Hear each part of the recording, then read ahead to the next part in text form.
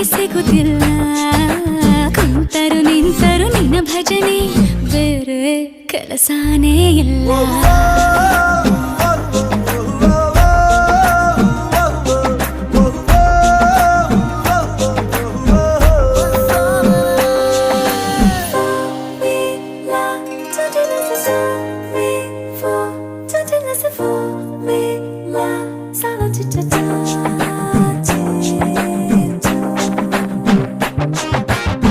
ದಿನ ರಾತ್ರಿಯು ನಿಲ್ಲದೆ ನಿನ್ನ ಜಾತ್ರೆಯು ಸಾಗಿದೆ ಇದಕ್ಕೊಂದು ಪರಿಹಾರ ತಿಳಿಸು